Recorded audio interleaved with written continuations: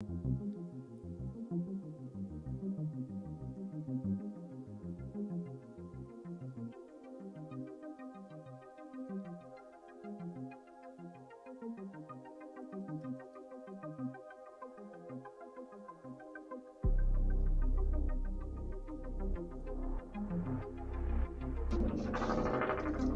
Basil Gons, this is Jonathan up in North Idaho. Just wanted to say a quick prayer. Dear Lord, we give you thanks. We thank you for what you're doing. We thank you for all your promises that are true and that we can stand on. I know in this time that a lot of things are being shaken. A lot of people's health are being shaken, but I know that your word is true and your sacrifices are real and that we can stand on them, Lord. So we ask that you bring peace to the listeners whenever and wherever they're hearing this, that they could pass on a good word to the family and lift up the situation and turn them back to you and bring hope and speak life into the different areas. So Father, we thank you that you're an amazing Father and that we can stand on your word. And Lord, I just thank you that that you care and that you're with us. In Jesus' name we pray. Amen. Love you guys. Thank you for doing what you do.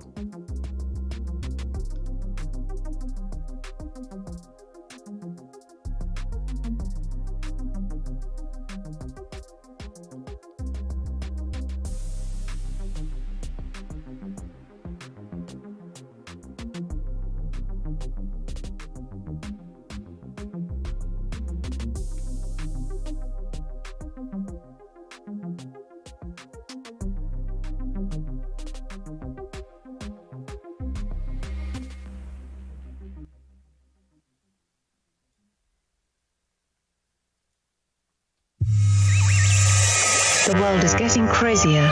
People are acting more and more insane. The end of the world is tomorrow. Tomorrow. There's only one thing to do when the world is falling apart. Listen to Basil and Gonz as they discuss this week's news and events through the lens of Bible prophecy. You are listening to Canary Crime News Talk. You are listening to Canary Cry News Talk. It is June 19th. Yes, Juneteenth, as some people call it. Episode 635, Techno Prog Party. My name is Gons, director of the Age of Deceit films. Wife calls me the Cabana Boy, your favorite Asian provocateur for Christ, live to tape from California to bring you the best news, which is the gospel message of Jesus Christ, while reporting the egregious with a well-rounded, biblically grounded take on world events.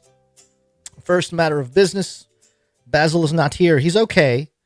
I got a message from him last night saying that he needs, he has to go to the doctor's at 10:30. It's just a checkup. And then I get the message this morning that his surgeon wanted to get him a CAT scan ASAP because maybe they think he's a cat. Horrible joke. But anyway, he had to go in the afternoon, and it basically shot his day. And so I'm left here all alone to do another episode in my Jimmy rigged studio here. Yes, this is my first broadcast in this in this new garage setup here. We moved the family to from Orange County to San Diego County. So not that big of a move, but certainly a change. And moved the office from where I had it at my parents' house in Irvine, which is one part of Orange County, to San Diego County. And yeah, I'm in this garage. It's not done yet. You can, for people watching, you can see the glare coming through the garage door. It was hitting my face before. I got lights that are not in the right place. I have guitars strewn in the back. I have empty walls, and this will all be much nicer, but we're here. We're going to get a show done. I'm going to try to get through as quickly as possible because obviously it's a much later start time for those of you tuning in live, but I appreciate you being here. Okay, let's do it. Let's kick things off with a, what do they call it? A disclaimer here.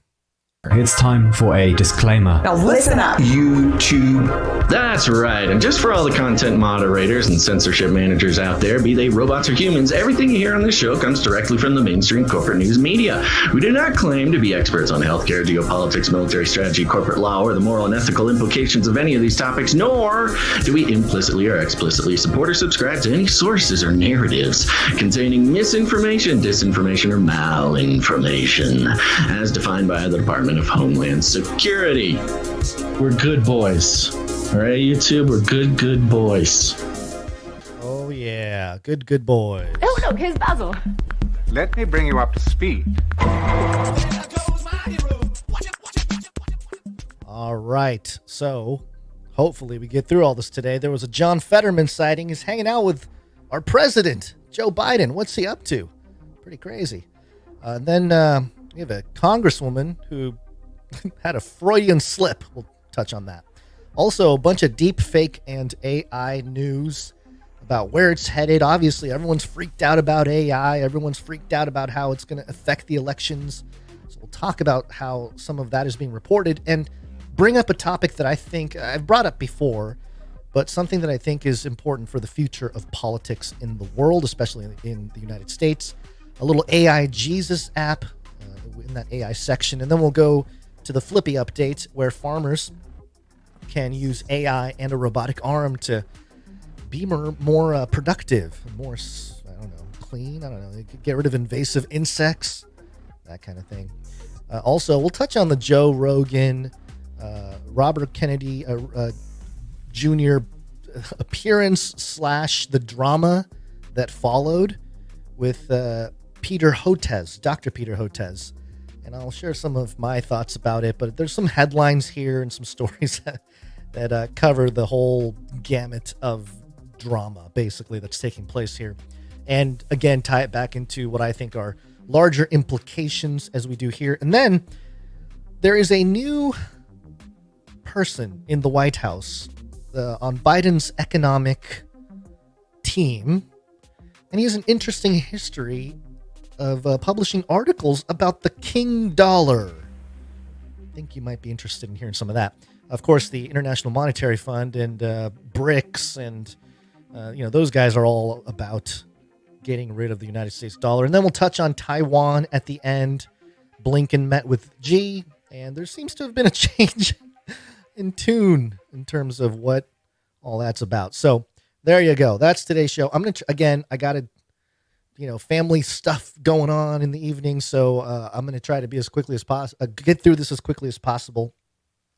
And also just to keep in mind, again, I have stuff not fully operational. I had one of my devices, for those of you watching, this is, an Anchor USB hub port that allows me to plug in multiple USB devices into one thing and then that into the computer. And this thing broke. The whole thing just fell apart in the move. And so I had to run down to Walmart to see if I can put together like a hodgepodge version of that. And it's taking up power lines. Anyway, there's some issues today, folks. And there are some sacrifices that have to be made today. So without further ado, let's just get right into it.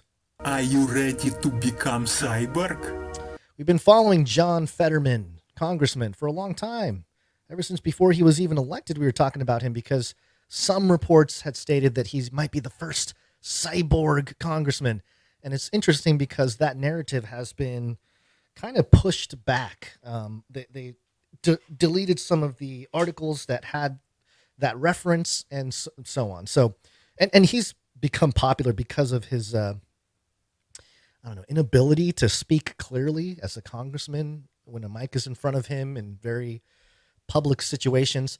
But just to kick things off here, everyone's been commenting on his apparel because John Fetterman has a look, and we've been talking about his look for a while. He wears a hoodie and, some sweatpants or shorts. Now, in this first footage here, they're on the tarmac, and he's huddled up with probably some Secret Service members, and Biden's among them. And the countenance of John Fetterman in this clip is interesting. He kind of reminds me of the kid that got to hang out with the cool kids, like in high school, they get all giddy, and they kind of hold, they're rubbing their hands a little bit, and they're all excited. That's kind of the vibe I get from John Fetterman. Not much in terms of audio. I'll try to describe what's happening. So they're on the tarmac of I think a helicopter pad here, and they're all huddled up, and they're talking. And again, everyone's in suits, including President Joe Biden, except John Fetterman. He is in a blue hoodie and some black shorts. And, he's just hanging out. They're talking. Yep, cool. All right. And then Joe kind of walks through them and does this point. He does this hit point, like that way. And then everybody follows Joe onto the helicopter, which is pretty hilarious. But again, just looks way out of place in terms of his wardrobe. And I think there has to be a psyop element to this, right? There's no way that he's just getting away with this. Somebody's telling him, yeah, go ahead, wear that sweatshirt, wear the shorts. This is going to be your look, and everyone's going to know you for it. And I would have to imagine it's signaling to the people out there that, hey, the Great Reset, you'll own nothing and be happy. That whole vibe is very much present in his apparel, and it's almost like saying, yeah, hey, you guys out there, America, the future of America looks like not suits and ties, but everyone in hoodies hanging out at your house. So anyway, there's the clip. I mean, it's not much, but it's just him walking in. Now, I don't know if it was before this or after this, but John Fetterman did stand on a podium and talk about Joe Biden when Joe was standing right next to him about his infrastructure bill. And here's how that went. It wasn't too great for John Fetterman. We'll get to the clip here. He's made one giant clip. There you go. Joe's on the helicopter and cut and to now, John Fetterman. I'm standing next to the president again, next to a collapsed bridge here. And he is here to commit. First of all, Joe's had that crazy timing of like bridges specifically collapsing right before he shows up. So, and, talking about infrastructure. So once again, they're at a collapsed bridge and John Fetterman is at the podium talking about Joe's infrastructure bill. And I try to say that very clearly, infrastructure bill. To work with the governor and the delegation to make sure that we get this fixed quick, fast as well, too. This is a president that is committed to infrastructure. Yeah, and then on top of that, the dual kind of law of the inflation bill that is going to make sure that there's going to be bridges all across like this, all across America getting rebuilt. Did he just hold on? Let me one more time. Back it up just a bit here. Work with the governor and the delegation to make sure that we get this fixed quick, fast as well, too. This is a president that is committed to infrastructure. Yeah. Infrastructure. I don't know what infrastructure is. Is that an actual word? Let's internet that. Infrastructure? Is that what he's? Hold on, I'm losing my mind. This is a president that is committed to infrastructure. Infrastructure. Yeah, and then on top of that, the dual kind of law of the inflation bill that is going to make sure that there's going to be bridges all across like this, all across America getting rebuilt. Yeah. It's funny. I typed in infrastructure and it pulled out infrastructure, Wikipedia, Investopia. It's almost as if the internet knows John Fetterman cyborg speak, infrastructure, you mean infrastructure?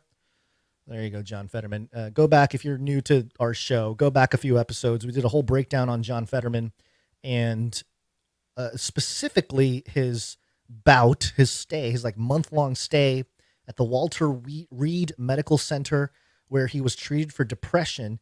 And we did a little corkboard red string kind of theorizing about what kind of treatments he might have gotten because we've been tracking how psychedelics and VR specifically have been very prominent in mental health or mental health treatment research. So, we just posed the question like, hey, did John Fetterman get some kind of VR psychedelic treatment? I tend to think maybe the latter. with the way he's unable to form full sentences or complete them. But hey, I'm not trying to be mean. I'm just saying, asking questions. Now, speaking of Freudian slips and saying things on air, this is Congresswoman Stacey Plaskett. And of course, this went viral as well. For people who are not familiar, she was on MSNBC talking about Trump, obviously. And, sometimes the hatred just comes out. Having Trump not only have had the codes, but now having the classified information for Americans and being able to put that out and share it in his resort with anyone and everyone who comes through should be terrifying to all Americans. And he needs to be stopped. Oh, he needs to be shot. Oh, bad look. I would say that is frightening, Congresswoman. The fact that you think a former president should be shot. But hey, what are you going to do? It just is what it is. I forgot to play the Trump jingle, but it's okay. It's not a big deal. We will launch a new age. New age when congresswomen want to shoot you down. All right, let's talk a little bit about deepfake here. We are in deepfake. And AI. Artificial intelligence.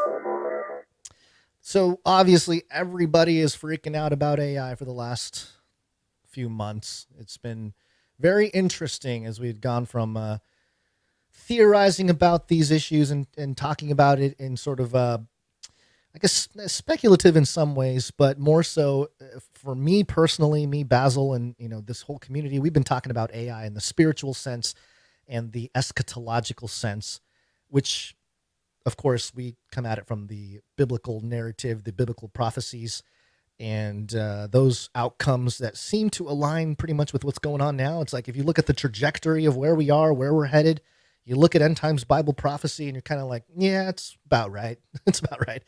And what's fascinating is that eschatology in general has become a topic at hand with AI, much like it was with nuclear weapons, pre-World War II.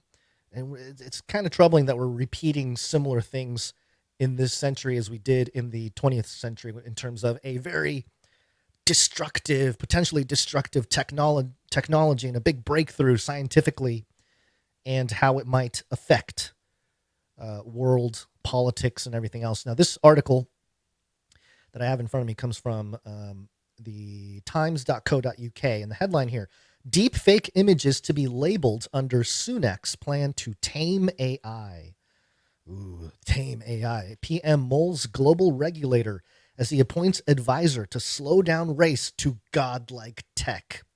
Again,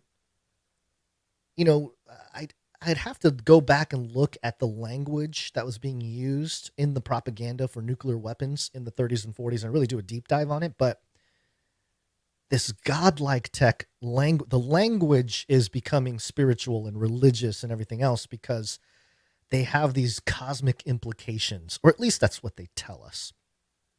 And I love the the pictures at the top here. You got that Pope picture where he was wearing that huge white hip snow coat. I don't even know what to call it, like a puffy snow coat. And then you got Trump doing bar curls in an orange kind of it's not a jumpsuit really. It's a sleeveless jumpsuit, I suppose. But his left hand, if you look closely at his left hand, it's AI generated because he has 6 fingers. And of course, the middle one's pointed right at you. So anyway, here's what the article says. Pictures and videos made by artificial intelligence will have to be labeled to combat the threat of deepfakes under plans being considered by Rishi Sunak, Stanford University. The Prime Minister is also studying proposals to regulate the most powerful AI to prevent a catastrophic event. Interesting. AI would cause an event. Okay. All right. I thought it was just going to be more of like an existential, like, oh no, we created a really smart machine. But no, they're talking about an event. Before a global safety summit to be hosted by Britain in the autumn, Sunak is working on domestic guidelines for the industry in hopes they could form the template for international rules. It's almost like there's it's not just an arms race, it's a race. It's like a council race, like who gets to sit down at the council chairs of AI. Maybe these are the 10 kings, that there are 10 seats for the 10 kings. Work has begun on a British AI safety agency. Oh boy, great. That would assess the most powerful models to prevent them deviating from their intended goals. Sunak has floated plans for a global regulator based on the International Atomic Energy Authority. Again, going back to World War II type of thinking here. And it goes into some more stuff here. And we don't have to do the deep dive because we've already done the deep dive. A lot of you watching know sort of the kinds of things these articles lay out and the dangers of AI. And they touch on different parts of history throughout, whether it be Google's, was it the DeepMind or DeepMind, or, any other projects. There's so many AI projects out there. And it does seem to be affecting the world in a certain way, but it's also very controlled. It's like a controlled release of this threat. And just to keep going on this AI thread here, The Hill had an article, How AI is Changing the 2024 Elections. There's something interesting here that I haven't had time to really dig into and check out. But it says here, as the generative artificial intelligence industry booms, the 2024 election cycle is shaping up to be a watershed moment for the technology's role in political campaigns. The proliferation of AI tech that can blah, blah, blah. We know what the tech can do. Already the presidential campaign for former President Trump and Florida Governor Ron DeSantis have produced high-profile videos with AI. Now, I haven't seen the DeSantis AI video yet. If someone in the chat has, let me know. Let me know what you think or what you thought of it in a few words, because I haven't seen it yet. But we certainly broke down the Republican Party, the RNC version. Paul Barrett, deputy director of the NYU Stern Center for Business and Human Rights, said the proliferation of the AI systems available to the public, awareness of how simple it is to use them, and the, quote, erosion of the sense that creating things like deepfakes is something that good, honest people would never do, will make 2024 a, quote, significant turning point for how AI is used in campaigns. Quote, I think now, increasingly, there's an attitude that, well, it's just the way it goes. You can't tell what's true anymore, Barrett said. Okay. Now, a couple things here. They're sort of picking up on this idea that it's a sentiment analysis as much as any kind of objective analysis. But they're saying this there's a notion out there that good, honest people don't do deep fakes. They're not. That's what evil people do. Good people don't do that. And it's a complete misnomer, because most people that use AI or deep fakes, they're not. First of all, they're not trying to deceive anybody. Well, I shouldn't say that. They're not trying to. Let me rephrase. Most of the time, they're just trying to get a laugh. Let's be honest. They're doing things that are ridiculous. They're over the top. They're clearly AI or edited or something like that. You can tell. There hasn't been anything yet, and at least the technology hasn't gotten to the point yet. And I'm saying yet because certainly we might get there someday, where you can literally recreate video frame by frame, make it look very, very real, and have everybody fooled. Like, oh no, I guess Joe Biden did get lifted up by a giant robot arm crane and put on a helicopter or whatever it may be. So it's just not there yet. So most deep fakes and AI and everything are not as threatening as I think people are making it out to be in the mainstream media right now. Certainly several years from now, it could get there. But as far as I'm concerned, I've talked about AI as a threat philosophically and spiritually for years. And it's because there's an eschatological angle to this, obviously. A biblically eschatological angle with the image of the beast and how it plays into the mark of the beast and everything else. But right now, the tech that exists now, yes, there are black box elements to it. certainly, but also it's just really kind of doing things fast, editing stuff fast. That's all it is. It's not intelligent as some might think. Well, that's my opinion anyway. I don't think, I think at a certain point it could get to a place where it's hosting something that is not of human origin. But in terms of right now, I'm looking at the mainstream media's reporting of it as a threat. We must, because if you think about the problem, reaction, solution, they have to present the problem and they got to make it a real problem. And so now they're really trying to do that. And then you have the Sam Altmans and, all the legislation and all that crackdown from on high. That will happen, but it's only going to happen after they present how AI can really be a problem and have the whole society be like, oh my goodness, we have to have regulation for AI. And then boom, all those regulations are ready to go.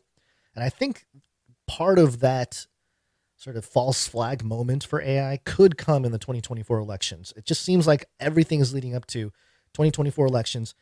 Boom, something's going to go down. A bunch of people are going to vote when I didn't know that it was a deep fake. And then, can I switch my, whatever craziness might go down. It's a potential for some kind of legislative strong arming to go down. I think a very similar thing, as we've seen, took place with cryptocurrencies. We saw, the cryptos cycle through every few years, but in this last crash cycle, you saw all these giant companies go down, and then now they're like, oh, we got to regulate, and then they're trying to regulate it now, which of course BlackRock is coming into Bitcoin and all this kind of stuff. So it's almost like they're going to allow it to get out of hand before they reel it in and lock it down. And I think they're going to do something similar with this. But in any case, one of the things also, and I just brought up crypto, so I'll just mention it. One way to verify anything is with NFTs. That sort of is certificate of verification on a immutable ledger that's public, so that if you say, hey, I own this piece of art and it's tied into this NFT, I can go right onto the ledger and say, oh yeah, you do. You definitely own it. I can see it there. And that's all you need. You don't need to label things like, this image was created by AI. This image was painted by hand or whatever. It's all, I don't know. It's all for control. It's not necessarily for anything else. Now, I do want to bring this up because where we're headed with everything politically, I think there's an important aspect to this. Now, I'm showing here on the screen a PubMed article, a National Library of Medicine, NIH.gov article titled Bioethics and Transhumanism. It was published back in June of 2017. I believe I've talked about this a couple times before, but I want to point out something very interesting here. It talks about how transhumanism is this techno-progressive socio-political and intellectual movement, and there's a divide here that they lay out in support of their vision for humanity. This is a transhumanist, and as a way of reassuring those quote-unquote bioconservatives who may balk at the radical nature of that vision, the vision being, genetic engineering, brain-machine interface, emerging technologies, changing humans to, post-human. So, yes, so to reassure those bioconservatives who may balk at the radical nature of that vision, transhumanists claim common ground with a number of esteemed thinkers and traditions, from the ancient philosophy of Plato and Aristotle to the postmodern philosophy of Nietzsche. Oh, yeah. How do we appeal to bioconservatives? Hey, listen, we agree with Nietzsche. Oh, that actually is a turnoff. That's not really earning you points. It is crucially important to give proper scholarly attention to transhumanism now, not only because of its recent and ongoing rise as a cultural and political force, parentheses, and the concomitant potential ramifications for bioethical discourse and public policy, but because of the eminence of major breakthroughs in the kinds of technologies that transhumanism focuses on. So basically, they have two groups here. They have the techno-progressives, who are the transhumanists, and the bioconservatives, who are skeptical about these emerging technologies. And of course, right now, when we're looking at the political landscape in the United States, it would be very easy to say, hey, Democrats, they're definitely headed towards techno-progressivism. I mean, look at they're crazy, they're wild, they don't think straight, they're irrational, it's all about their feelings, they're into the trans agenda and the whole deal. And yeah, I think there's a large part of that thinking that is correct. But I think it might get a little, and of course the opposite of that being Republican Party becoming more of a bioconservative party. Now, of course, the trajectory, that's how it looks. But I really think it might get a little bit more complicated in the next few years. And the way Republicans and Democrats were defined in the 2010s, and especially after Trump 2016, it's not the way it's going to apply to how techno-progressives and bioconservatives ultimately shake out in the political landscape. And I think COVID-19 really was the starting gun for the transhumanist era. And I think in the next few years, into the next few decades, we'll see a ton of politics surrounding legislation surrounding all these issues, whether it's genetic engineering, brain-machine interface, CRISPR tech, all this kind of stuff. Now, going back to the AI conversation and tying it to the crypto conversation, what's the pattern? The pattern is, let it get out of hand, and then, we should legislate it. We should make sure that doesn't happen. Same thing with World War II, by the way. Hey, we're making these bombs. Hey, let's go knock out Japan. Boom, boom, couple nukes go off. Let's make sure we legislate to make sure that doesn't happen again. Right, so it's always this: do too much, and then let's legislate afterwards. And so that's kind of where I'm worried, is that if the transhumanists, if the same thing is happening in the era of transhumanism, then we're gonna be walking around with a bunch of people that are genetically enhanced or manipulated somehow, CRISPR tech. Perhaps people that are born of artificial wombs and artificial insemination and all this kind of stuff that's in headlines now. And it's going to become a moral prerogative conversation. Techno-progressives are going to say there's a moral imperative to advance the biological evolution of all species and do so with whatever tools or mechanisms that we can grasp. And you can see the parallel thinking with the vaccine issue in the last 3 years, the pandemic. Whatever it takes to get, to tackle this pandemic, to make sure it ends. Whatever it takes, whatever technology we need. Same logic applied. It's a moral imperative to do so, to move forward with this. Even Trump, his Operation Warp Speed, is more or less techno-progressive. If you think about it, he progressed the manufacturing / delivering of a product, of a brand new technology, right? And he boasts about it. Great. But also, if you step back and look at it, that is a techno-progressive move on Trump. And he defends himself in that regard as a moral thing he did.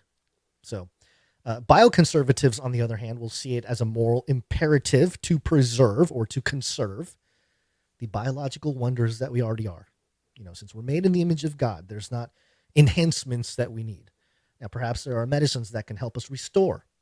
But even then, there's a limit. I think, and you start talking about a new heaven, a new earth, new immortal, indestructible bodies. You talk about Jesus, his risen body, and you just realize, hey, these people that are all up in the technology and the science and everything, they are picking a fight with God, and they are thinking that they're going to usurp God's design.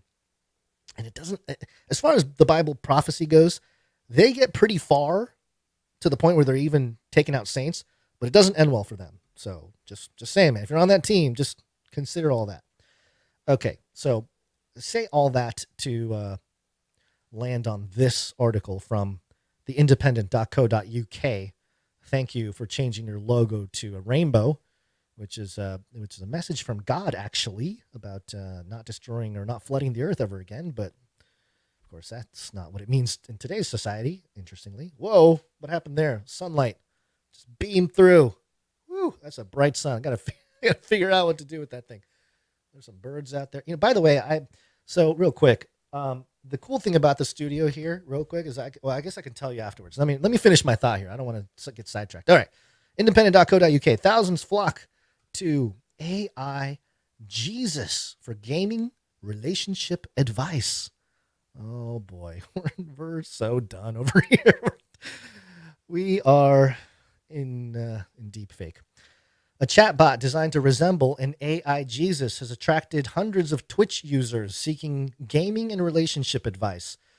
The device, created by a Berlin tech collective, shows a bearded white man with a bright white halo who gestures as he answers questions, having been, quote, trained after Jesus and the teachings of the Bible, end quote. Its, quote, ask_Jesus live stream attracted over 35,000 followers and allowed viewers to ask questions.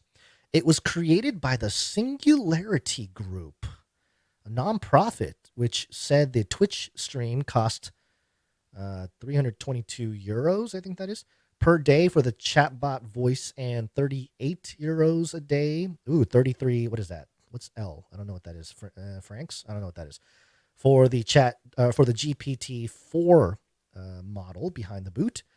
Asked to share views on topics such as abortion and gay rights, AI Jesus was found to provide vague, nonpartisan replies, such as advising the user to look at the issue from legal and ethical perspectives. Hey, listen, that's not, it's not that bad. It's like, hey, go do your own research. Quote, whether you're seeking spiritual guidance, looking for a friend, or simply want someone to talk to you, you can join on the journey through life and discover the power of faith, hope, and love, said the bio for the Ask Jesus Twitch page.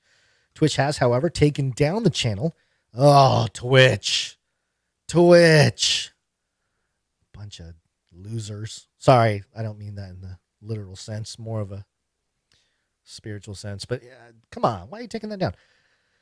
And it remains to be seen on what grounds the decision was made by the streaming platform. The disclaimer on the page said the channel, quote, is currently unavailable due to a violation of Twitch's community guidelines or terms of service, end quote. This is not the first time an AI chatbot was developed for users to interact with over topics of religion. Ooh, the Bhagavad Gita. The Bhagavad Gita apps have emerged in India. Interesting. Are they getting some CERN info? There's Gita GPT. It talks about Krishna. Wonderful. There's all kinds of religious GPTs, and yeah, it's out there, and people want it seems, or at least are curious about it. And let's talk about the image of the beast and how an AI Jesus might fit into that whole thing. If people think that the beast, or at least part of the second coming, or the fake second coming, which the Antichrist might do in a way, people might be sold on an AI Jesus where they can come and they have to worship it, or then they get killed otherwise, right? That's it's so fascinating how what the atheists and non-believers criticize the Bible as being like, oh, if you don't believe, you're going to burn in hell. That scenario is how it plays out for the non-believers.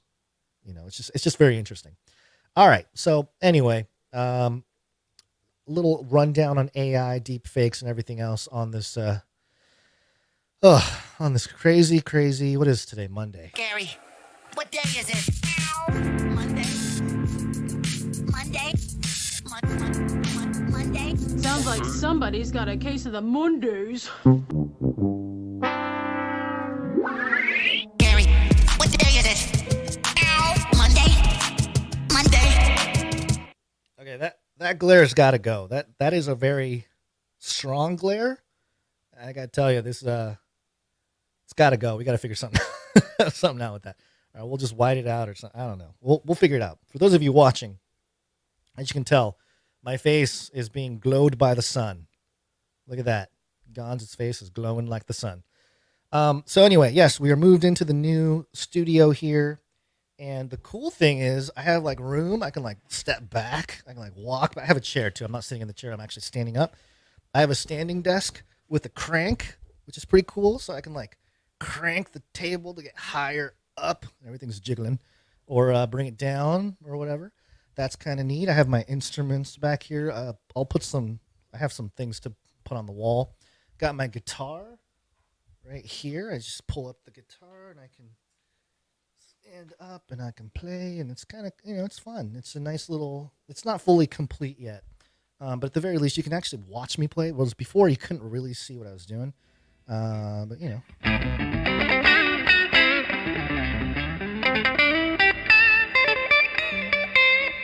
stuff like that. Anyway, there you go. So it's a cool little setup, and I'm excited to get it all, get it all done. That sun, man, it's like right in my eyes. And it's pretty funny because as I was setting this thing up, my wife was like, there's a glare. The sun goes down, and there's a really bad glare on the thing. And I'm like, it'll be fine. It won't be a problem. First stream, just crazy beam sun in my face. Wow. All right. Yes, it's Monday. All right. Here's the truth. It's late, and I didn't even get a chance to really look at the producership today. So this is normally when we thank executive producers. Executive producers. Who are producers who come in with a little bit extra as we operate on this value for value system. No commie money, no cartel money, just Canary Cry. Just the producers out there. We're independent, and again, people that are executive producers, they come in with $100 or more per episode. But today we don't have any executive producers. And so, there really isn't many people to thank. And actually, I'm going to go ahead and shift the treasure producers to the next episode so that we're thanking them all properly. And it's not me trying to frantically put something together. Because there's just so many other elements to get this episode going today. So when that glare, that glare hurts my face, hurts my eyes. So we're just going to keep moving today. We also have the supply drop for those of you. I think that it just ended last Friday. So for those of you who came in, thank you very much. We'll be thanking you specifically on the next episode. We also have the T-shirt council. I don't know what the deadlines on the T-shirt council is, but I know it's. I know there's some time for this next go around, and also Canary Cry meetups. We did have a meetup report. We'll cover that in the next episode from Philadelphia. The next one on the schedule here is September 2nd, Eastern North Carolina, and there's Camden, Tennessee in October. And then we'll go into 2024, folks. So canarycrymeetups.com, go check it out, and let's just keep moving because I need to be done. I need to try to finish this episode a little bit sooner than I thought. Flippy update. Do you want fries with that? All right. This is a Flippy update. Flippy is our colloquial name for the disembodied robot arms that are taking our jobs, enslaving our children, and flirting with our spouses. We use talking about Flippy as a way to explore all the new fun and exciting ways robots are taking over the world, and how there's not much we can do about it. Today, Flippy update comes from freethink.com, and the headline: farmers can fight invasive insects with AI and a robotic arm. Ooh, yes, it's all happening. A Carnegie Mellon team has developed an agricultural robot designed to protect plants and crops from a ferocious invasive species, armed with a camera. Armed with a camera, much like a journalist. AI in a robotic arm. Tartan pest can prowl the wild, detecting and destroying the egg masses of the spotted lanternfly. Tartan pest. Kind of reminds me of Tartarus. Since first being, this is parentheses, spotted in Pennsylvania in 2014, the spotted lanternfly has spread to 14 states up and down the East Coast, reaching into the Rust Belt and making it as far west as Indiana. They're almost certainly going to keep going, too. These beautiful aliens shaped something like a press-on nail with a prominent black spot on ashen wings that open to reveal a flash of red when the insect makes one of its signature leaps, pose an increasing economic threat as they spread beyond their native home in Vietnam and China. Oh, this is a new pandemic. The new Chinese pandemic of the little bugs. Thus far, the lanternflies do not appear to be causing significant damage to crops. Well, then what's the point? Why? All right, let me keep reading. With grapes appearing to be most at risk from their plant slashing feeding behavior, but research is ongoing, and the USDA's list of at-risk crops and plants is a long and comprehensive one. And it includes apples. Oh, includes apples? Oh my goodness. Almonds, cherries, grapes, peaches, Christmas trees, oak trees, and hops. Wow. It almost feels like a manufactured shortage, doesn't it? It's like, yeah, let's have a shortage so we can feed you your waste goo. Thanks, Bill Gates. And there's some video footage of this guy in action. And again, normally if Basil's here, I would play the video while he was reading it so that we can get an idea of what this thing does. Let me get to some footage here. Oh, there he is, a little lawnmower-looking man, robot. And we're seeing through the eye of a robot here, and he sort of sees, I guess, some lanternfly on a tree. And he just, his robot arm, there's like a brush that rotates attached to it, and just goes up to the tree and just brushes that tree. It kind of looks like one of those like auto toothbrushes, but for trees and killing lanternflies. So, all right, okay, very good. Good job, guys at Carnegie Mellon. Quote, currently spotted lanternflies are concentrated in the eastern portion, yada, yada. We know, we get it. Tartan pest is built off an electric micro-tractor made by California robotics company Farm-NG.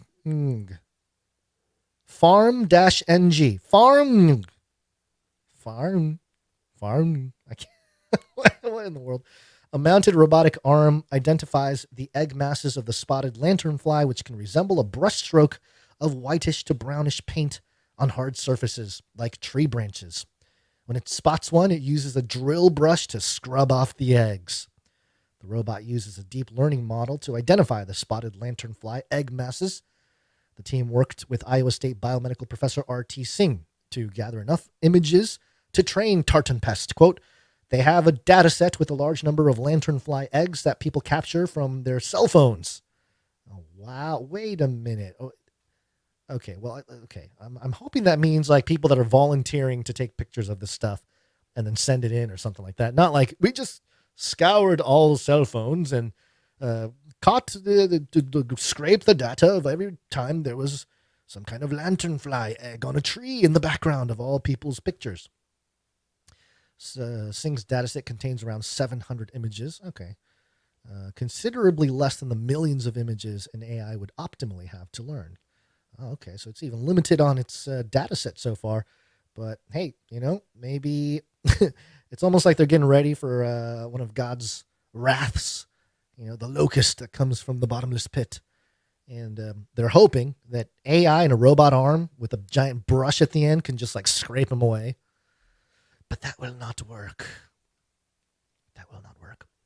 All right, there you go. That's our Flippy update for today. I'm sure there's much more entertaining angles that Basil can come up with, but he's out. So that's the best I can do. A pandemic special. COVID-19. COVID-19. COVID-19. COVID-19. Yes. COVID-19. COVID-19. COVID-19. Coronavirus. dailymail.co.uk. So I'm going to tell the story here of what happened the best I can and keep it pretty brief because there's a lot of content already out there on this issue. But I'll start with the Daily Mail here. The headline, Joe Rogan challenges furious vaccine researcher to debate anti-vaxxer RFK Jr. on his podcast for $100,000 charity donation as Elon Musk piles on the doctor, claiming he knows he's wrong.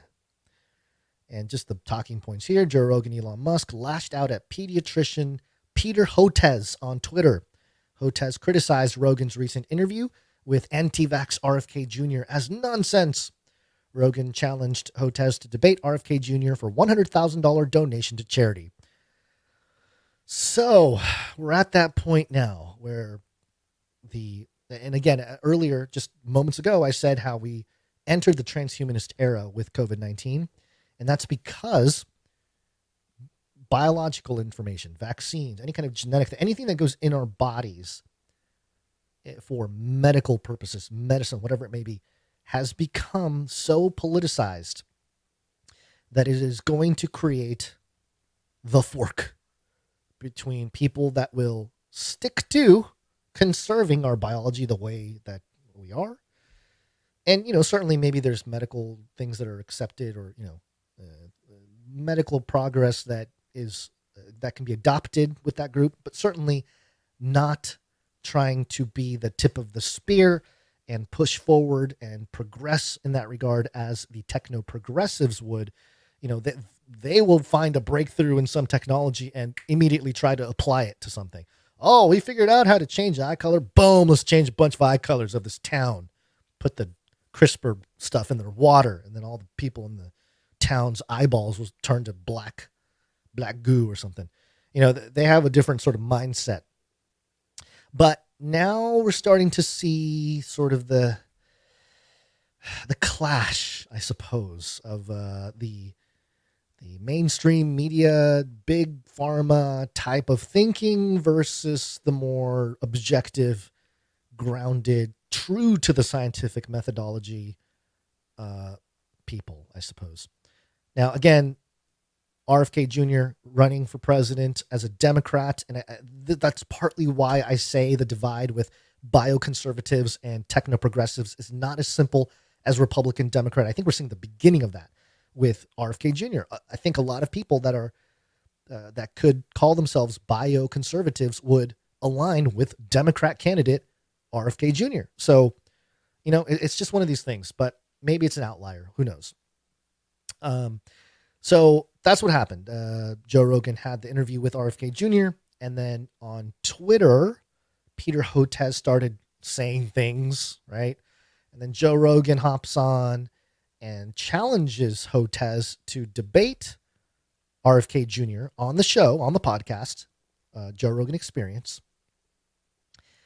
And even offered $100,000 to charity for doing so. And in fact, so many people jumped in. I think it was close to $1 million, in charity. The people were piling on extra 100K here, extra 100K there to say, hey, Peter Hotez, put your money where your mouth is. And he kind of backed down. He was like, I don't want to make a decision. I don't want to make a decision being pressured by people and yada, yada, yada. It started to sound like it was about him and not the data, but nothing new there. This is from Forbes. Vaccine scientist Peter Hotez says he was, quote, stalked after billionaires and Joe Rogan urged him to debate RFK Jr. So, again, the mainstream media coming out and defending Peter Hotez because he is a defender of the narrative, and we'll find out why in a second here. But I find it hilarious that Forbes comes out and they're like, billionaires and Joe Rogan and RFK Jr., they're after him. And Peter Hotez's response is, I was stalked. Like, dude, you're like a public figure. You said a bunch of stuff during the pandemic.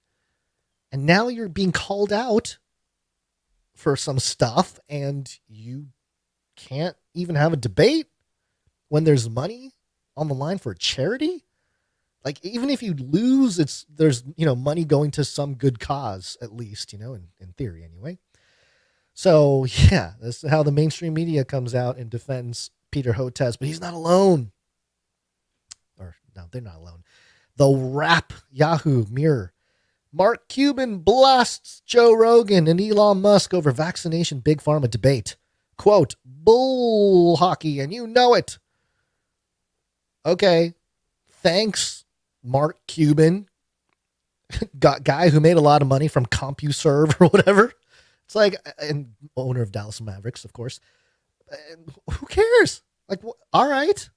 No, I don't think anybody cares about Mark Cuban's opinion on this. You know, people barely care about his entrepreneurship advice. You know, I mean, just because he's a millionaire or billionaire, people might want to know how he did it or whatever, but okay, great. And then TheVerge.com, Spotify does nothing as Joe Rogan peddles vaccine misinformation. The resulting drama underscores the thin line Spotify is walking with its moderation of its star podcaster. I think it's funny, you know, the mainstream outlets just all having meltdowns all at the same time. It is comical, but it's almost, you know, it's expected at this point. They're not going to do anything to actually address real issues. You know, it's interesting too, because keep in mind, and to play on this idea that it's not so simple, not so black and white when it comes to the duality of politics. Elon Musk I think he's pro mRNA. You know, he's sort of, I think he even invested in a vaccine company. During the whole pandemic issue, you know, in the vaccine issue, he was talking about how he's funding something that, I forget what it was. It was something that's going to deliver mRNA vaccines. I don't know what he did with it. Maybe he discarded it. But at this point, he's definitely riding the anti-vax train because it's gained momentum largely based on awareness of the data. The data has really been there for years, the problems with vaccines. And not that, you know, it wasn't known, it was known. But in terms of the implications, long-term and everything else, the way, I think it wasn't just the fact that there was issues, because most doctors will tell you, like, of course there's issues. I think it's the way big pharma and the whole apparatus became too big and started to literally just lie about their products to people. That's where it they went too far with it. And the general public now is completely distrusting of, you know, anything big pharma.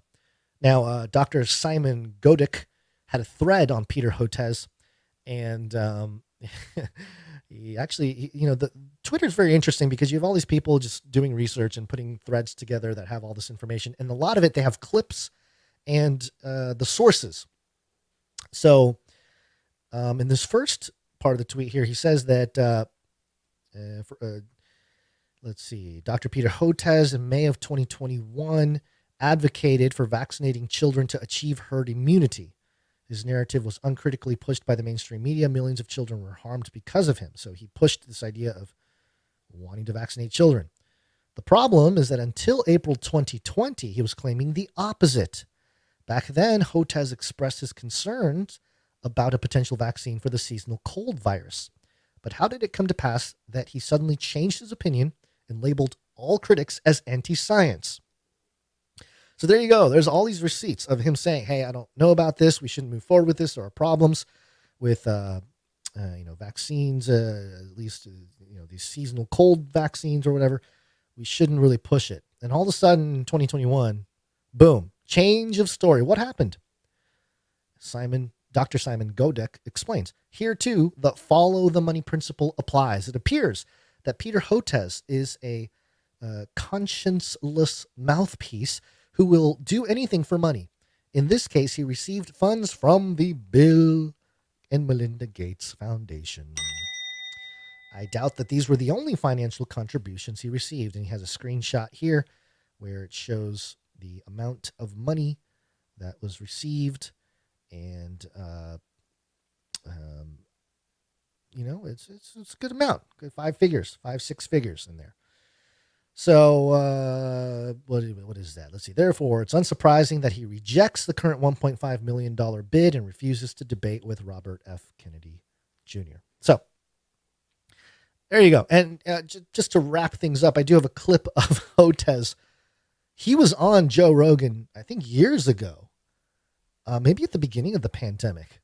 And there was this exchange that happened way back then. Do you take care of your immune system in other ways? Do you take probiotics? Are you cautious about your diet? I'm not as cautious about my diet as I should be. I'm a junk foodaholic, actually. Well, that seems like a terrible thing for your health. It is a terrible thing for my health, and something my wife is working on. But that seems ridiculous for someone who works with health. Yeah. What's going on with you, man? Sometimes, man, I just don't get it right. Sometimes I just don't get it right. Ain't that the truth, Mr. Hotez, or Dr. Hotez? I'm sorry. But really, when it comes to this whole Joe Rogan issue and debate and Hotez and all this kind of stuff, at what point is it just a bunch of rich people and millionaires and billionaires just arguing, yelling at each other? It really doesn't help anybody. It's just a kind of a popularity contest at this point. And there's money tied in both ways. There's money tied into the anti-vax crowd, if you want to call it that. And sort of more of an objective, maybe libertarian type of view. If you want to talk about Joe Rogan, they have their whole monetary empire. So it's not like there's not money there. The difference is that largely the money isn't tied to the message. Like, you're not getting paid to deliver a message, which is what Hotez and many others in the last 3 years did. They took the money. They were in positions of influence or power in governments or mainstream media outlets that were sponsored by Big Pharma, and they took the money. And, I'm sure there are people that look at this and they say, well, of course, I would have taken the money. Oh, you want me to say vaccine and you give me all this money? I'll do it. People will sell themselves out in that way, especially people that have are in the public, are in the mainstream media anyway. And it's a dog eat dog world in that environment. And I only know from people I've known that have been a part of it. And I don't know people that are way up there or anything like that. It's just people that have dabbed into mainstream reporting and stuff like that. They all tell me it's like, man, it's crazy. It's insane. It's really cutthroat and it's wild. If you don't follow directions in any way, you can get fired. It's really a nasty business. So if you get to a point and you get to that position, you feel like you've worked hard to get there, and you get an opportunity for a big payday, I can see a bunch of people just taking it, and that's what happens in the psychotic infrastructure that is our crony capitalistic system. Okay, so that's the whole Hotez thing. And again, looking at it through the lens of the techno-progressives versus bioconservatives, you can start to see how maybe the parties form in this regard. And I say parties because, there could be more than one. But, right now we're in this right-left paradigm, Republicans, Democrats, conservative versus progressive, liberal versus, Republican or whatever. And if we continue down that line, I can see this divide of techno-progressives, bioconservatives really becoming clear. All right, let's move on, though, because there's a couple more things I want to tackle before I end this episode. And I know it's a little bit shorter today, but again, it's a different situation, folks, a little challenging today, to be honest. But let's talk a little bit about money.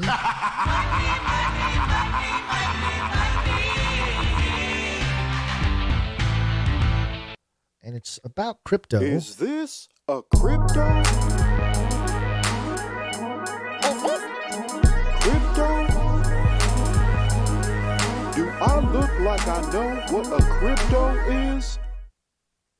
It also has to do with Joe Biden. Got hairy legs. Got hairy legs. Now, there's a gentleman named Jared Bernstein. Jared Bernstein wrote an article, an op-ed, in the New York Times way back in August of 2014, 9 years ago, almost 10 years ago. And he wrote this op-ed titled "Dethrone King Dollar."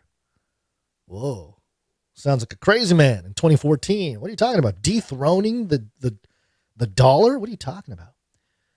And then 4 years later, in 2018, Jared Bernstein, chief economist to former Vice President Joe Biden and senior fellow at the Center for Budget and Policy Priorities for the Washington Post, wrote this article. The headline, "Is King Dollar really under threat?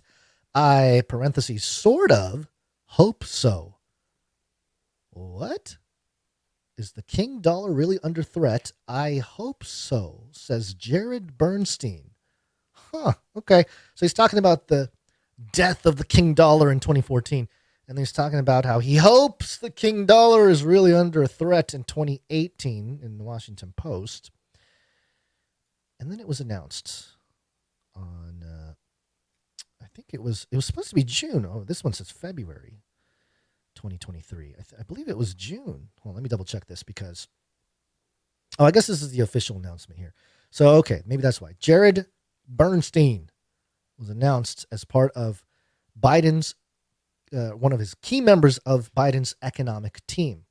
So, basically, one of the key members of Biden's economic team currently is a man who for 10 years has been writing about the death of King Dollar. Now, this becomes a very difficult or challenging topic depending on where you're coming from, because everyone's seen the back of the dollar bill. Everyone's seen the pyramid with the all-seeing eye and the eye of Horus and Novus Ordo Seclorum, the whole deal. But I've watched this happen as well in America in the last 10 years, and it's been very fascinating because a lot of the people, there was a lot of truthers and, those labeled conspiracy theorists who were talking about the problem with the dollar, not just the dollar, but really the monetary system under this fiat system that we're in. And, they were all about calling out the system and the fiat, the problem, going off the gold standard in 1971, the whole thing, the IMF and the central banks and the printing of money and no restrictions and no auditing and all this kind of stuff.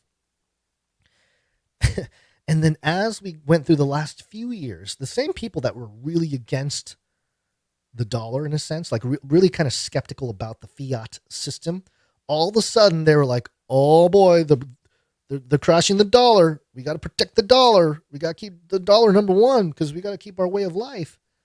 It was like, because we don't want to lose to China.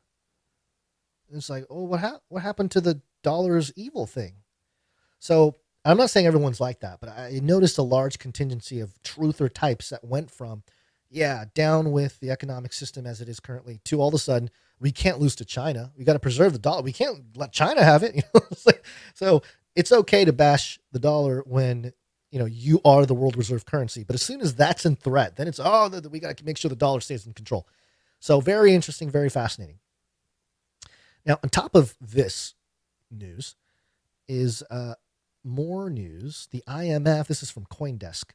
The IMF, that's the International Monetary Fund, official presents blueprint for cross-border CBDCs. That's central bank digital currencies. Okay, so new platforms for cross-border central bank digital currencies could be more efficient and safe while still ensuring countries can impose compliance checks and capital controls. An official for the International Monetary Fund said on Monday. Excuse me.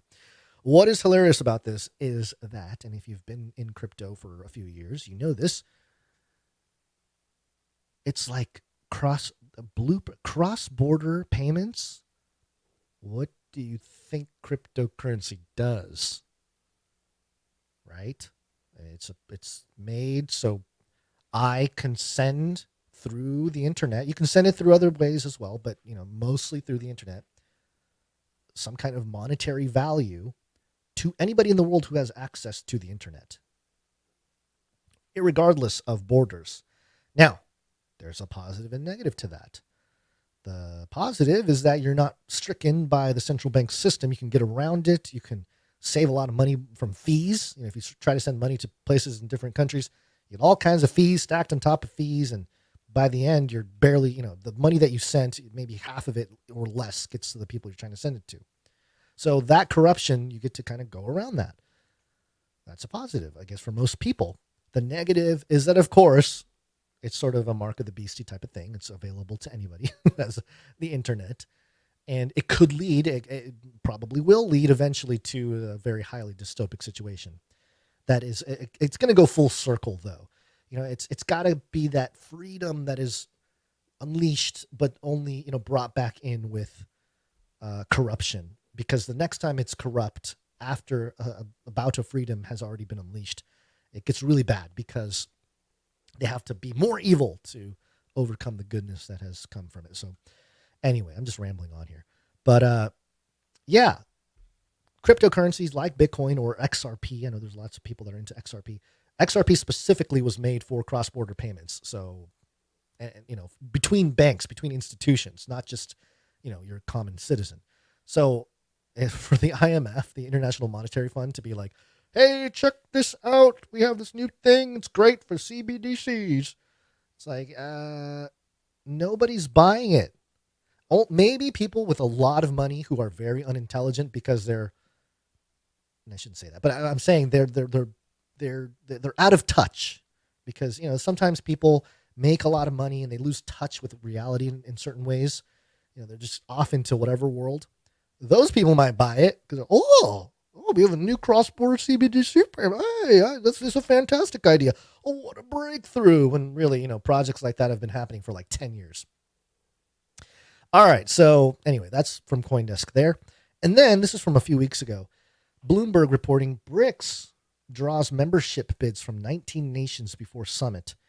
And, it's just one of those issues where maybe 10 years ago, you talk about BRICS, potentially in the BRICS being Brazil, China, Russia, India, South Africa, and now there's 19 other nations trying to get on board with it. Their whole idea, their whole goal is to go around the US dollar. That's what they've been saying. And again, 10, 15 years ago, when you brought up BRICS, specifically BRICS, because BRICS was, I think, formed, or the idea was formed in like 2001 or something like that. You bring it up as like, hey, this could become the world currency. People are like, or like, oh, this could displace the US dollar. But then now people are saying the same thing now. They're like, BRICS, it's nothing. It's all talk. But they're actually making moves, And again, we're seeing the fall of King Dollar as part of it because you have people in the White House in the economic team that are like, yes, I want to see the end of the dollar. Like, what do you mean, guy? Like, can you elaborate on that a little bit? So absolutely, there's change at hand here. There's lots of change. Okay. So, and somebody's mentioned FedNow, and yes, I think FedNow it's supposed to happen at the end of this month or in July. So, I mean, the timing of that too, with everything, it's like, wow, okay, all right, I guess so. I get BlackRock goes into Bitcoin ETFs. It's been rejected for 10 years. All of a sudden, hey, BlackRock's in. Now you got all these other people trying to get in and do, ETFs. You got Ethereum coming out that, but basically they were owned by the banks, and all the proof of stake stuff was all part of the banker plan to call it a security or whatever, however it may play out. But there's another angle to this. And speaking of BRICS and China, there is a little bit of Chinese news here. Oh, I almost hit the wrong button. Chinese news! Welcome to Chinese news.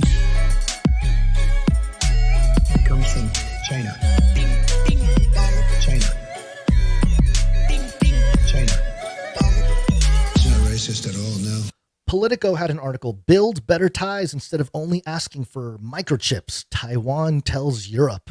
Ooh, Taiwan Foreign Minister Joseph Wu says EU should exert pressure on Beijing in order to deter a potential future conflict. So, yeah, kind of going after the EU, saying like, hey, you really want to do some conversations and keep it peaceful, you got to talk to Beijing, EU, not just us. It's I thought of this analogy, and I don't know if it's an appropriate analogy, but here's the way I see the whole Taiwan situation.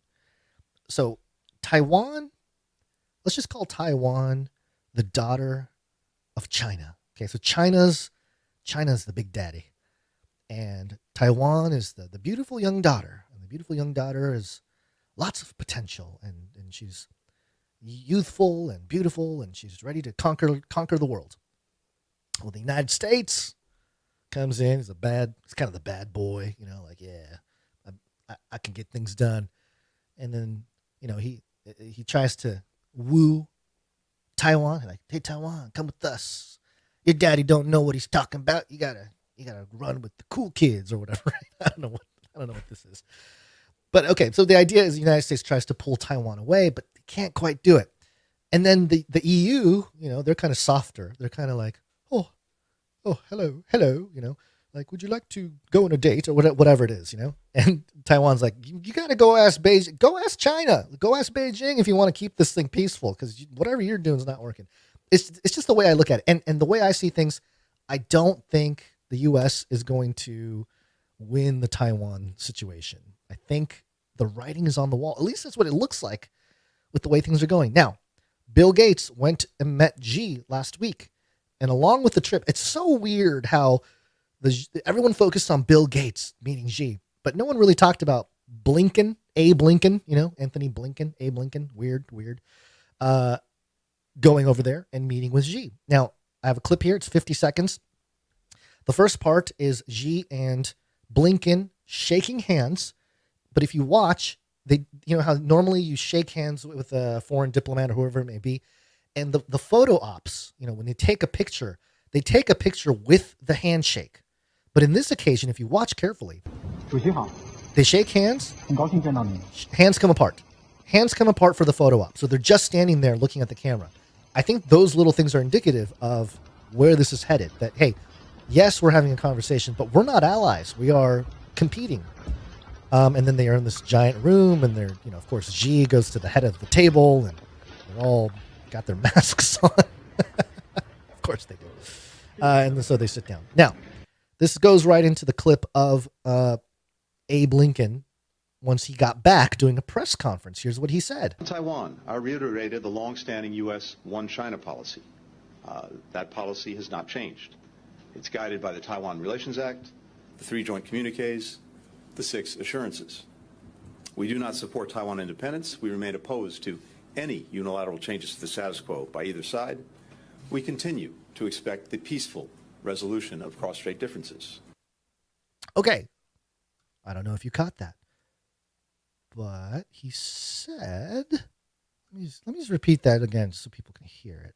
Taiwan Relations Act, the 3 joint communiques, that policy has not changed. U.S. One Taiwan, I reiterated the long-standing U.S. One China policy.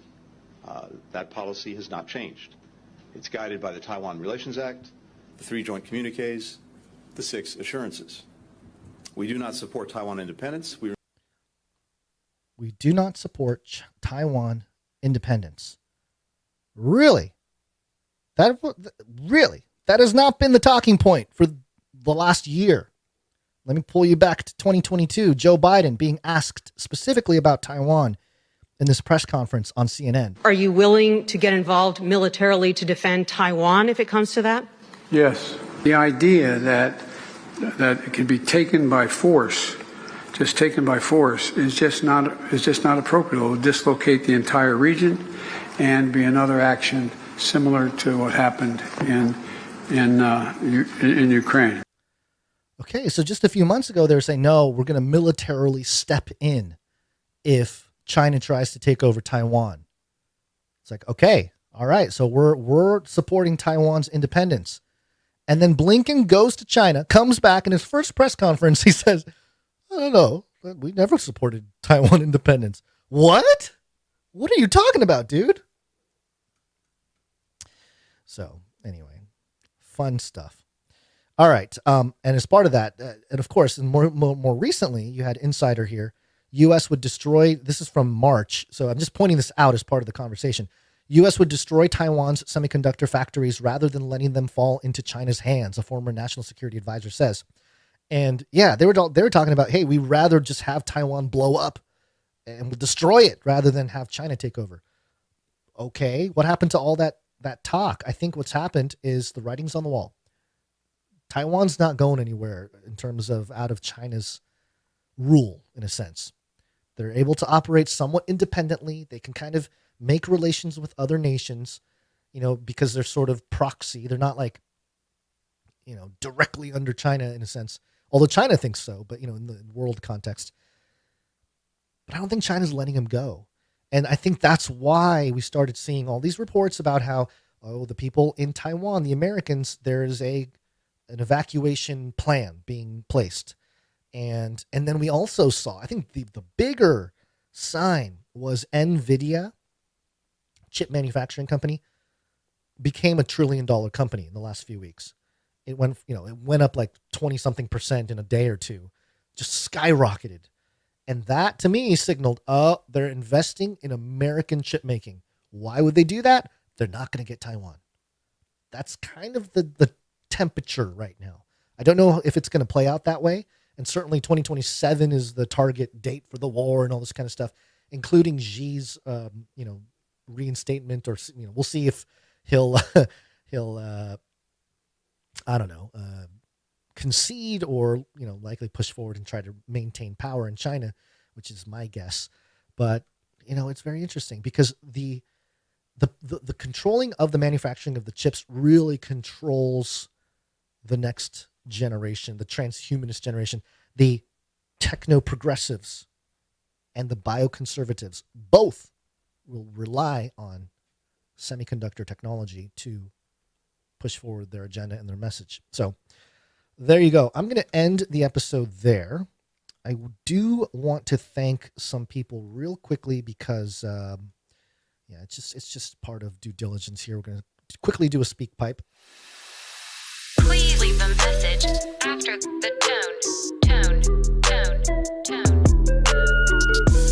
At the tone, please record your message. Leave a message. Beep. Message. All right, go to canarycrynewstalk.com. On any of the pages, click on the green tab on the right side or the bottom, and you will see a little thing that pops up, and you can record a message of up to 90 seconds long, and we will play it for you. Thank you to Jonathan Z, for sending the speak pipe prayer that we played at the pre-show. So thank you very much. If anybody does want to leave a quick prayer that we will play or we can play before the show, please do so. We appreciate that. Today we have something from Rochelle. Happy Monday, Canary Cry team. Today I just really wanted to say hi to everybody. I'm glad everyone's feeling good and maybe getting back in the saddle. I went to church last Sunday and I didn't go back this Sunday. I've been church shopping and it's been frustrating. I think the pastors are doing us all a huge disservice because nobody's up there calling for repentance. Nobody's saying, look at your sin. Look at the state of America. Look at how we got here, because everybody's doing what's right in their own eyes. Anyway, so I have a song, but I have a terrible congestion, so I'm just going to read this to you. My God is great. He loves and he hates, but you only preach the love side when for us Jesus died. But you forget to relate. Avoid the debate of repenting for sin. Let that sweet spirit in. You've been given a choice. Preacher, find your voice. Call out to the sheep. Connect and go deep. You might lose a few from the standard of true. They might shed a tear if you don't tickle their ear. But if it's in God you trust, speaking truth is a must. Because my God is great. He loves and he hates. Stay strong for Jesus, y'all.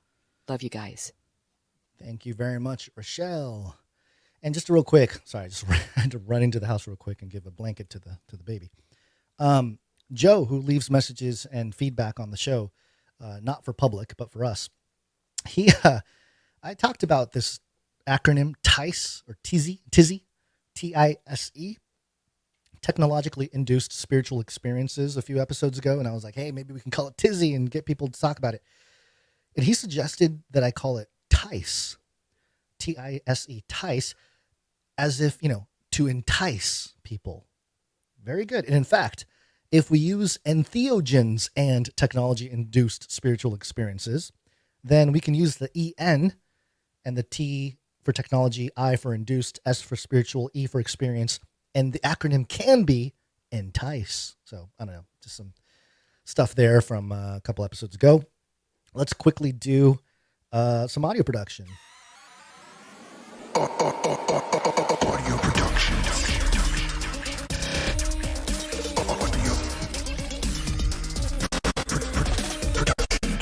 All right, these are producers coming in with their talent, They help build the culture behind the community here at Canary Cry News Stack. We got something from Jonathan F. Jonathan F. Here's a message here. Hello, just Brando admitting he's dealing in corruption. This is from a Council on Foreign Relations panel. Biden talks about how when he was VP, he threatened to withhold aid to Ukraine unless they got rid of a prosecutor. Sounds really sus. By the way, just a side note, maybe people need some Basil ooh to get some reviews in. Oh yeah, the ooh, I forgot about that. Here's Jonathan F's clip. So I said, I'm not going to, we're not going to give you the $1 billion. They said, you have no authority. You're not the president. The president said, I said, call him. I said, I'm telling you, you're not getting the $1 billion. I said, you're not getting the $1 billion. I'm going to be leaving here. And I think it was, 6 hours. I looked at it, I said, I'm leaving in 6 hours. If the prosecutor's not fired, you're not getting the money.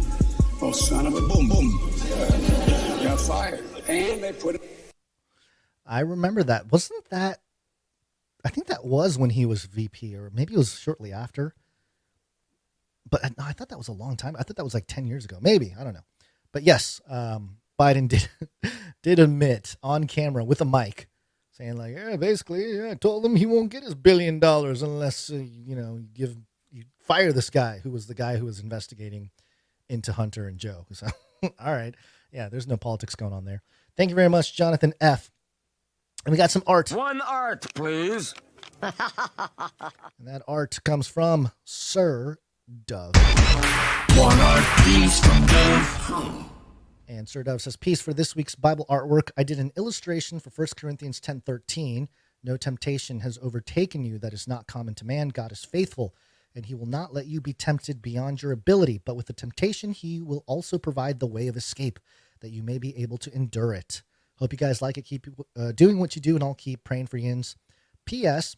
I'd like to call on the producers if I could. Producers, assemble!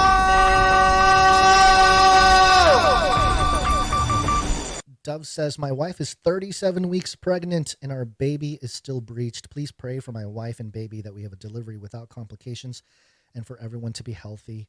Thank you very much so. Yes, Dove, we will be praying for you and your wife and the little one, 37 weeks pregnant. Man, whew, that's tough. So, yes, we have the whole Canarium will be praying for you and thinking about you, Sir Dove. So definitely, hopefully that all works out. And all in the Lord's timing, all in the Lord's hands. So there you go. Okay, let me actually real quickly check here because I didn't see a microfiction from Runk Smash today. Yeah, I don't think we have one from Runk Smash, but we do have one from Stephen S. So let me do that one here.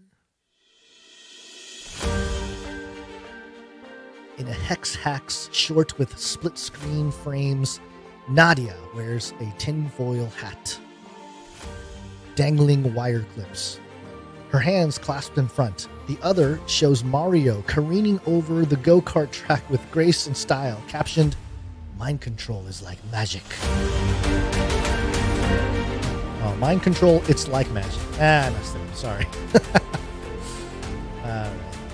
And this has to do with the story about the hosts, or the hostess, I guess, of Eldon's Circle of La, created a controller that can use brainwaves to operate.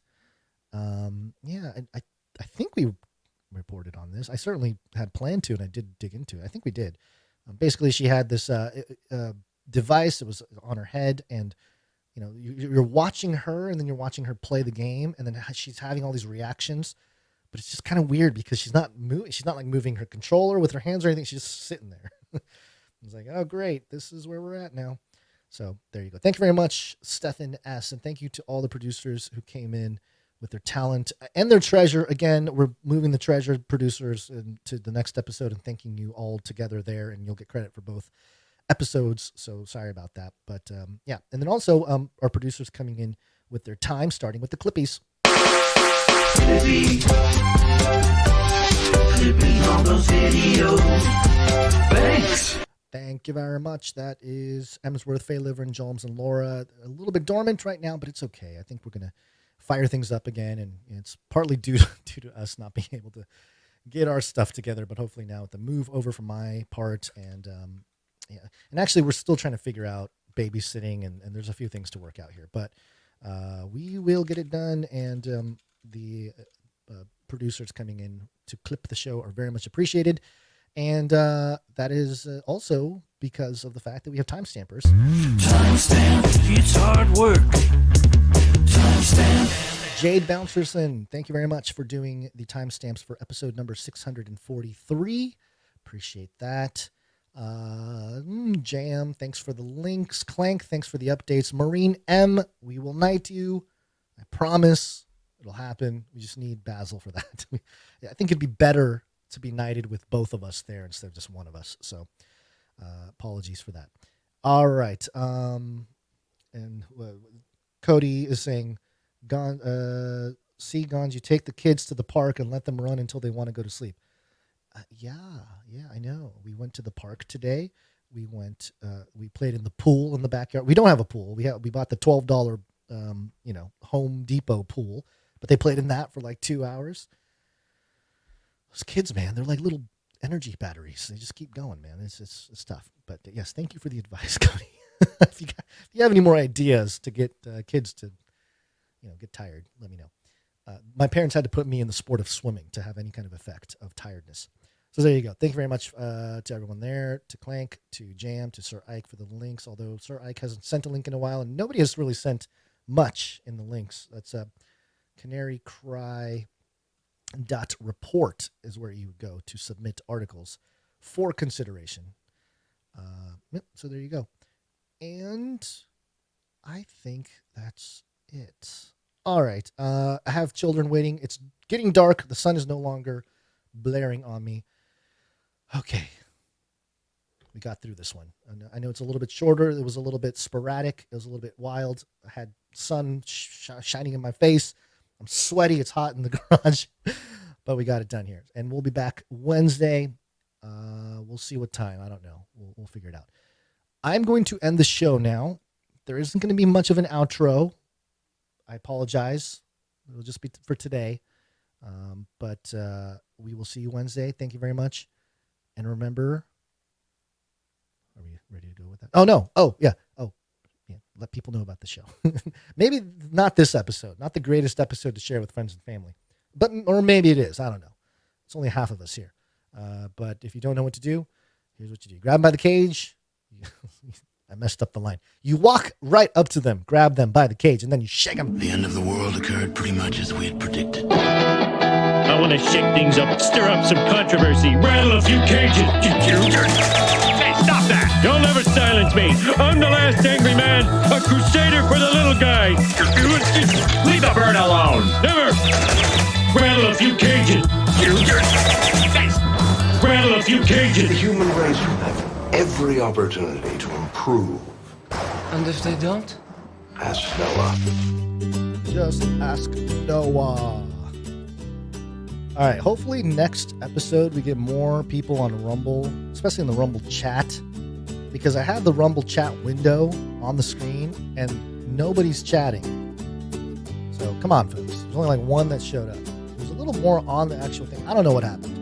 But hey, go over to Rumble and check us out there. It's the alternative platform, the chosen alternative platform for now.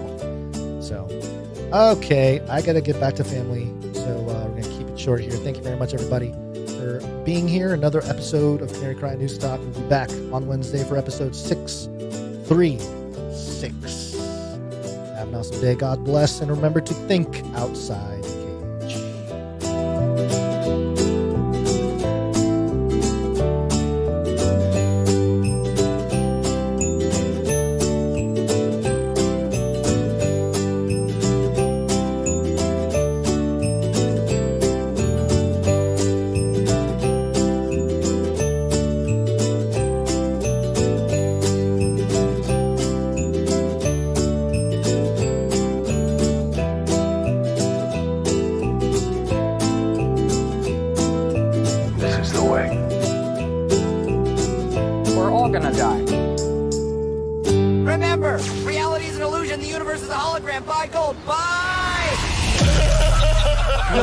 Canary Cry. support.